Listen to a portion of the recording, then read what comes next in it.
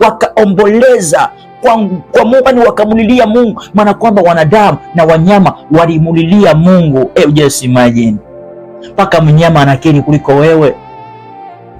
Just imagine, mnyama na yeye akaomboleza, akalia mbele ya Mwenyezi Mungu, akimulilia ili Bwana apate kuwa rehemu. Haleluya. Wakasema kila mmoja ageuke, kila mtu aache njia yake. Geuka dada, geuka mama, geuka kaka, geuka baba, acha kujifariji, dunia hii ni ya kupita. Walikuwepo wangapi kama wewe, masharibaro kama wewe, masistadu kama wewe, warembo kama wewe. Walikuwepo watu wengi waliofanya mambo makubwa zaidi wao, washarati, makahaba wakubwa, malaya wakubwa zaidi yako wewe. Wako wapi leo? Wako wapi leo? Wanyang'anya wake za watu, wezi wa waume za watu, wako wapi leo? Wezi wa makazi, wanaochangia kufukuzisha wengine kazi, wanaokatisha maisha ya watu, wako wapi leo? Walikuwepo watu makatili kama wewe, wako wapi leo?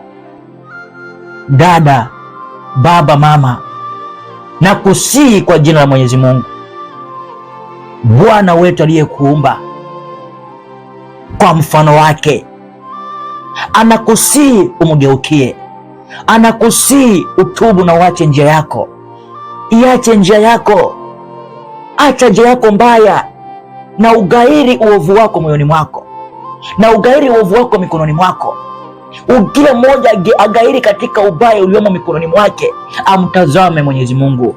Fanya kitu kijua nafanya kiko utukufu wa Mungu. Kila jambo ulifanya fanya kwa utukufu wa Mungu. Hata kutembea kwako tembea kwa utukufu wa Mungu. Kuongea kwako kutembea ongea kwa utukufu wa Mungu. Yaani fanya mambo yote katika utukufu wa Mungu, kwa sababu ujui siku wala saa. Tupo nyakati za mwisho. Watu hawa waliomboleza, waliomboleza, waliomboleza, waliomboleza, waliomboleza, wakalia mpaka mnyama akalia kwa sababu maovu yao. Waliambiwa siku 40 mji utaangamizwa. Walipewa nafasi ya kujiandaa, ndio maana wakafanya mambo hayo yote. Leo hii wewe, Bwana anakuambia atakuja kama mwizi. Je, akikukuta hapo ulipo? Haleluya, haleluya. Akikukuta hapo ulipo, akikukuta hapo ulipo kwa wakati na muda huu, itakuwaje?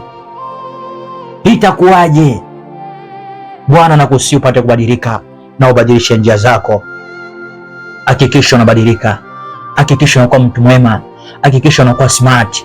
Kuwa smart sio kuvaa nusu uchi, kuvaa machupi, kuposti picha za uchi mtandaoni. Haleluya. Huo sio ustadu, sio ustamu na utafuta kulazimisha sasa hivi.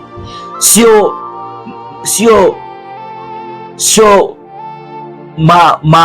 nini mnaotafuta si followers mnaotafuta, majifanya kwa wa ovyo ovyo ovyo ovyo, mnajivua uchi, majizarudisha.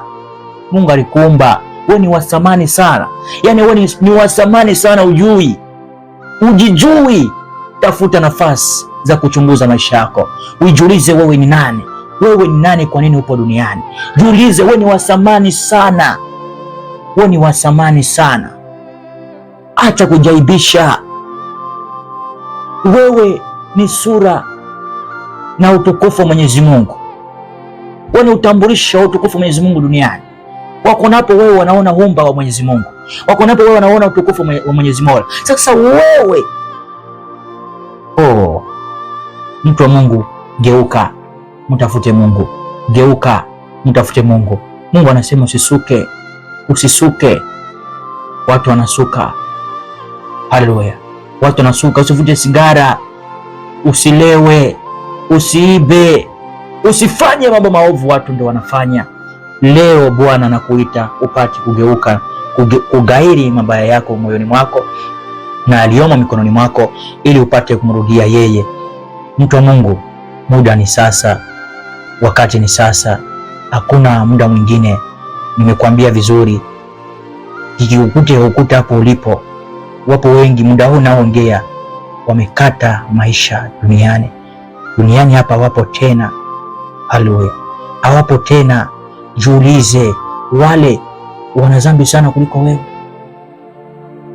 Yesu Kristo aliwaambia kwamba, aliwaambia wale, yani mna dhambi, yani wale wana dhambi sana kuliko wewe. ndio mwisho wao umefika. Na wewe ukikukuta hapo ulipo, wenda umwi, lakini siku inapokuja haimaanishi unaumwa au aumwi. Unakwenda wapi? Haleluya! Utakwenda wapi? Ukisoma katika kitabu cha Marko 8 mstari wa 12 anasema akaungua rohoni mwake, maana kwamba akasikia maumivu rohoni mwake, akasema, mbona kizazi hiki chatafuta ishara? Amini nawaambia, akitapewa ishara kizazi hiki. Akaungua moyoni mwake. Yesu Kristo anaungua kwa ajili yako. Unatafuta ishara za mambo mengine. Wewe una kazi ya kubashiri. Haleluya! Watu wanaobashiri, wanaobeti, anabeti mkeka wake. Haleluya! Anabashiri, anasema hii timu itashinda, hii itashinda. Yaani kazi yake, ana akili za kubashiri mechi, za kubashiri maisha, za kubashiri biashara, lakini anashindwa kubashiri kuhusu nyakati na majira tuliyonayo. Mtu wa Mungu, siku moja nilikuwa na mpenzi wangu, alikuwa anasafiri kwenda airport. Siku hiyo ilibidi awai airport saa kumi na ilikuwa saa ngapi? Saa 9. Ndege ilikuwa inaruka saa 9. Sasa hiyo saa 9 alikuwa bado, yaani saa 9 na dakika 30 au 40 hivi. Sasa hiyo saa 9 na dakika 40 bado alikuwa hajafika wapi? Airport. Mtu wa Mungu, ndipo niliona watu wanavyothamini na wanapozingatia mambo ya duniani kuliko mambo ya Mwenyezi Mungu.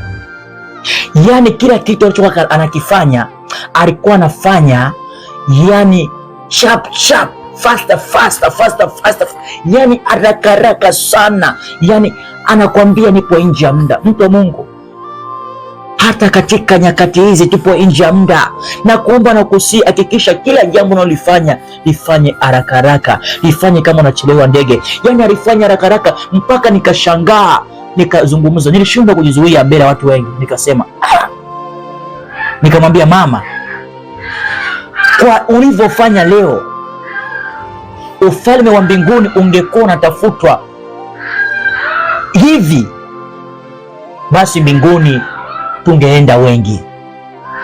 Watu walishangaa, wakasema, kwa nini umezungumza hivyo? Nikasema nimeona juhudi zake anavyojitahidi ili ndege isimuache. Nimeona nia na lengo lake, anataka ndege sije kamuacha. Watu wa Mungu, juhudi hizo watu wanazitumia katika mambo yao binafsi, na kuomba na kusi, hizo juhudi zitumie kwa wakati na muda huu. Muda umekwisha, upo nje ya muda, tupo nje ya muda. Hakikisha mambo yako yote unafanya fatafata, kama treni inakuacha, kama ndege imekuacha, kama ndege inataka kuondoka, ndo unawahi airport. Haleluya! Muda kupanda ndege umeshakamilika, umeshatimia, lakini wewe bado hujafika airport. Unafanyaje? Rishatai. Kila mtu anawahi ili ndege isije kamwacha.